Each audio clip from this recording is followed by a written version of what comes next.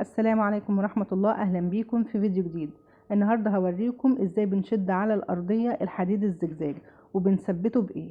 تمام، زي ما انتم شايفين كده الارضية كلها مشدود عليها الحديد. احنا كنا قبل كده صورنا لكم الاستك وصورنا لكم الملل، وبنصور لكم الحديد زي ما انتم شايفين الزجزاج. ودي الكليبسات اللي بتيجي معاه. الكليبس بيتثبت الاول على الخشب وبعدين بيتحط فيه الحديد، بيبقى مفتوح زي كده، وبعدين بالشاكوش بتطبق الجزء اللي فوق ده بيتطبق على الجزء اللي تحت، وبالدباسة بندبس من الفتحات ديت الكليبس.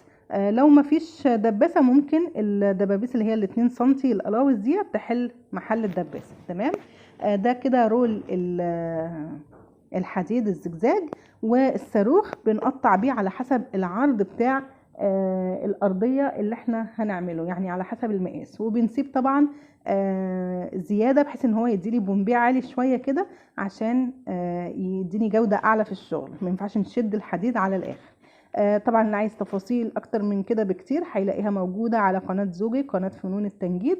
الفيديو برضو عن الحديد الزجزاج نازل هناك بتفاصيل كتيرة بقى. لو عجبكم الفيديو اعملوا لايك واشتركوا في القناة، والسلام عليكم.